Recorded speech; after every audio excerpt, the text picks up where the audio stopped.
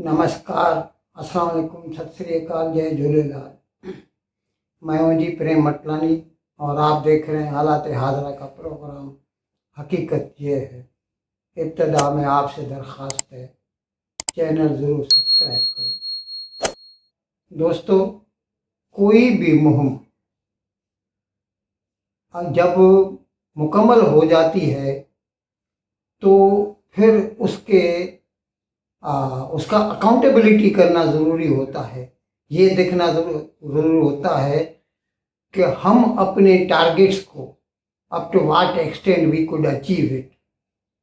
अब भले ही ऑपरेशन सिंदूर को भारत के वज़ीर आज़म जनाब मोदी कहते हैं कि इट इज़ स्टिल ऑनगोइंग, और है भी, क्योंकि पाकिस्तान के ऊपर भरोसा नहीं किया जा सकता।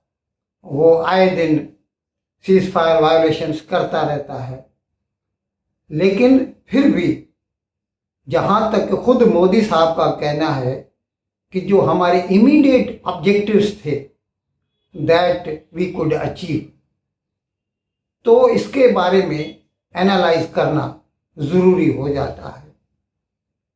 अब यहाँ पर ये जो 4 दिन की जंग थी, इसके बारे में हम इतना तो वसूख से कह सकते हैं, we can say it with confidence, Bharat का बनाया हुआ दिफाई सामान उसने अपनी यूटिलिटी, अफादियत को beyond any doubt, not an reasonable doubt, beyond any doubt it has proven.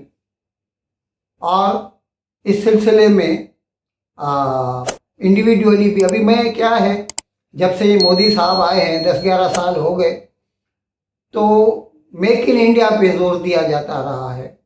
पहले तो हर चीज़ इंपोर्ट की जाती थी, मतलब दिफाई सामान के, डिफेंस के बारे में कह रहा हूँ।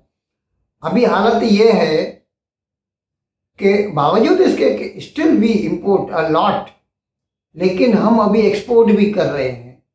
अभी पिछले साल हमने 2024-25 जो इस मार्च को पूरा हुआ, उसमें हमने 23,622 करोड़ का तो दिफाई सामान एक्सपोर्ट किया है। और भारत की अपनी कंपनियों को अपनी फौज के लिए अभी ताज़ा 1-1.5 महीना केवल हमने 57,000 करोड़ रुपए के ऑर्डर दिए हैं। और जाहिर है, अच्छा अभी ये जो जंग हुई ना, इसमें भारत के सामान ने, भारत का बना हुआ जो हथियार है, गोला बारूद है, उसने अपनी यूटिलिटी साबित कर दी है। अब इंशाल्लाह हमारे डिफेंस एक्सपोर्ट्स और बढ़ेंगे। अब इस सिलसिले में जो चंद आइटम्स थे डिफेंस में से, उसके बारे में आज हम थोड़ी बहुत बहस कर लेते हैं। अब सरे फहरिस्त है उसमें एक क्रूज मिसाइल जिसका नाम है ब्रह्मोस। ये भारत में एक कंपनी है, उसका नाम है ब्रह्मोस एरोस्पेस प्राइवेट लिमिटेड। ये क्रूज मिसाइल रूस और भारत मिलके बना रहे हैं। मेरे ख्याल में 100 से 150 एक साल में बना सकते हैं।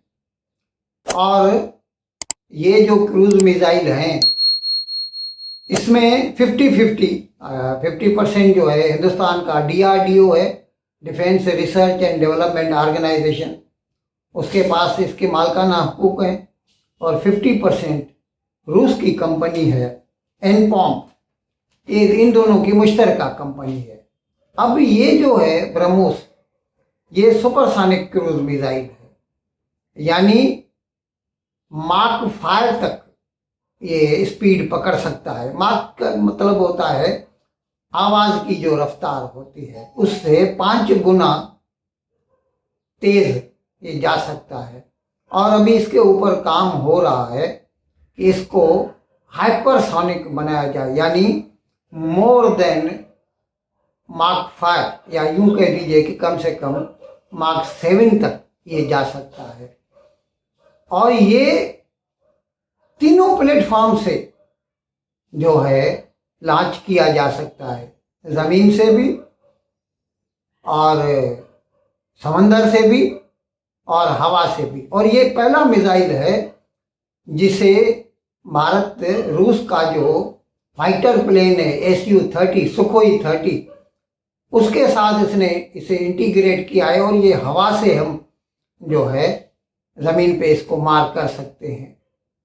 और अभी अभी वैसे भी बहुत अच्छी चीज़ थी ये, और इसका जो सबूत हमने देखा वो जो 7 तारीख को पाकिस्तान में 9 जगहों को बर्बाद किया गया, टेररिस्ट हाइड आउट्स जो थे, उसमें 2-3 जगहों पर ये ब्रह्मोस इस्तेमाल किए गए थे।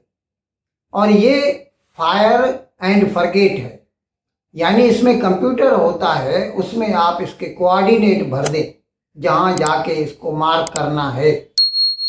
ये तकरीबन 400 किलोमीटर दूर तक, 380 टू बी प्रिसाइज, जाके वो वहाँ पे फट सकता है। और ये हमने भारत की धरती से लॉन्च किए थे, सुखोई से नहीं किए थे ये, यहाँ से। अच्छा, इसने फिर 9 तारीख को जो पाकिस्तान में 13 हवाई अड्डों को उड़ा दिया था, जिसमें नूर खान हवाई अड्डा और सरगोदा हवाई अड्डा भी शामिल है, उसमें ये ब्रह्मोस ने काम किया था। और अभी हम एक्सपोर्ट भी कर रहे हैं, फिलीपीन हमसे ख़रीदता है और दूसरे ममालिक भी हमारे साथ जो है गुफ्तो शनीद कर रहे हैं, और इंशाल्लाह इनकी सेल और बढ़ेगी। दूसरे नंबर पे आता है भारत का अपना बनाया हुआ एयर डिफेंस सिस्टम, और वो है आकाश।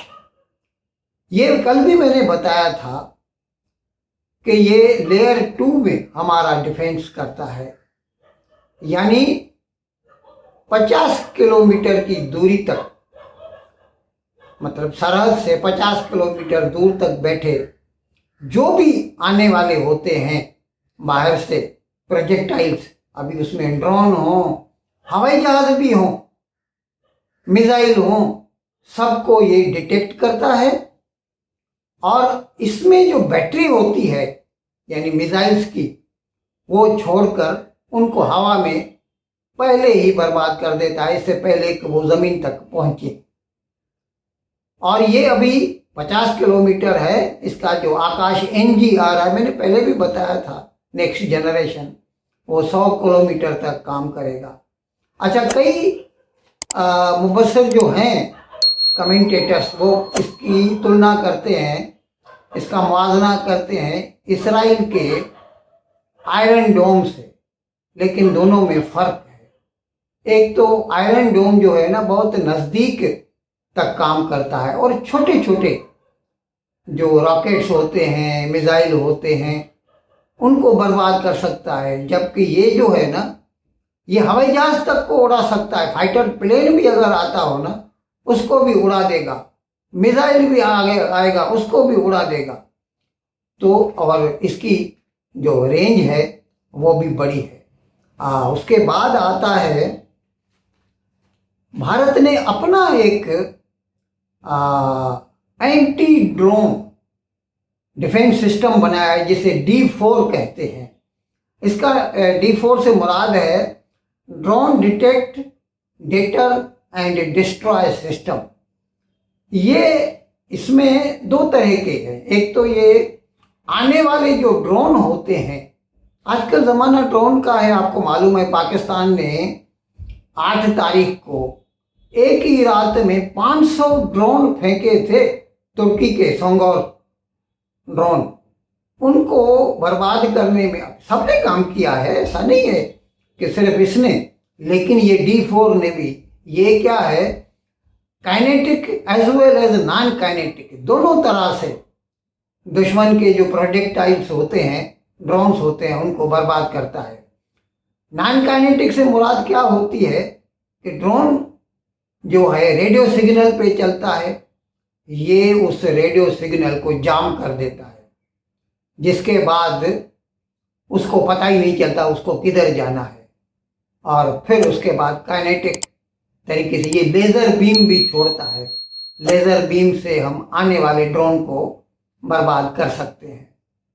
उसके बाद आता है बराक 8 मिसाइल।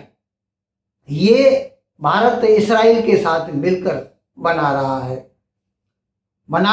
एक्सपोर्ट भी कर रहा है। और इसने भी अपनी यूटिलिटी या अफादियत जो है ना, इस जो ताज़ा जंग हुई पाकिस्तान से, उसमें इसने अपनी अफादियत प्रूव कर दी है। और तीसरे जो है लेयर पे, यानी आकाश से 50 किलोमीटर के दूरी से ये 100 किलोमीटर तक काम कर सकता है। सरफेस टू एयर मिसाइल है, लेकिन इसमें भी डिटेक्शन का भी है ये। उसके बाद हम ड्रोन भी बनाते हैं कई तरह के, इसराइल के साथ मिलकर भी, अपने भी। और ये अभी जैसे मैंने बताया था, इसका स्ट्राइकर एक ड्रोन है, उसको इस्तेमाल किया गया था। ये 7 तारीख की रात को जो 9 जगहों पर हमने हमले किए, वो भी इसराइल के साथ मिलकर बनाते हैं। ये सब जो है ना, वो फायर एंड फॉरगेट है, उसमें कोऑर्डिनेट भर दिए जाते हैं, वो उसका कंप्यूटर। और ये केमिकल्स हैं, यानी खुदकुश हैं ड्रोन। ये जाके दुश्मन के जो हदफ होता है, टारगेट होता है, वहाँ गिरते हैं, खुद भी बर्बाद हो जाते हैं, टारगेट को भी खलास कर देते हैं। इसका स्ट्राइकर हो, हैरोप हो, हार्पी हो, ये 3 इसराइल के साथ मिलकर हम बना रहे हैं और इनकी अफादियत भी साबित हो चुकी है। इसके अलावा और क्या क्या बनाते हैं आपको तो इल्म है। हमने एयरक्राफ्ट कैरियर बनाया, ये जो विक्रांत है, it was indigenously built. Bharat ने कोचिन शिपयार्ड में बनाया था ये। उसके अलावा जो है न्यूक्लियर सबमरीन, आप सोचिए, भारत ने न्यूक्लियर सबमरीन एक तो लीज पे ली हुई है रूस से, और एक हमने खुद बनाई है, और तीसरी हम बना रहे हैं, it is in the making. और न्यूक्लियर सबमरीन मैं पहले भी आपको समझा चुका हूँ कई मरतबा। नॉर्मल जो सबमरीन होती है उसको 15 दिन से ज़्यादा पानी के अंदर नहीं रख सकते, उसको ऑक्सीजन लेने के लिए बाहर निकलना पड़ता है, और उस वक्त it becomes vulnerable to enemy attack, क्योंकि वो दिखाई पड़ती है। उस वक्त न्यूक्लियर सबमरीन काम करती है, क्योंकि वो ऑक्सीजन खुद बनाती है। उसके अंदर छोटा सा न्यूक्लियर प्लांट होता है जो खुद ऑक्सीजन बनाता है। It can last for months below water. तो ये भी हमने खुद बनाई है, और ऐसी कई चीज़ें हैं अगर मैं गिनता जाऊं। लेकिन ये ताज़ा जो जंग हुई ना, इसमें भारत का बना हुआ सामान, उसकी यूटिलिटी का पूरी दुनिया को अदराक हो गया है, इल्म हो गया है।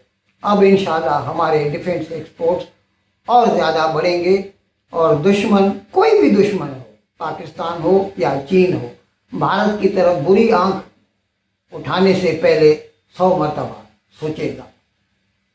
इन अल्फाज के साथ आज का प्रोग्राम ख़त्म करने की आपसे इजाज़त चाहता हूँ, लेकिन विदाई लेने से पहले एक मरतबा फिर आपसे मेरी दरख्वास्त है कि जिस किसी साहब या साहबा ने अब तक हमारे इस चैनल को सब्सक्राइब नहीं किया, अज़राए करम इसको जल्द से जल्द सब्सक्राइब करें, प्रोग्राम को लाइक करें, शेयर करें, और घंटी का बटन दबाना न भूलें। बहुत बहुत शुक्रिया। खुदा हाफिज़।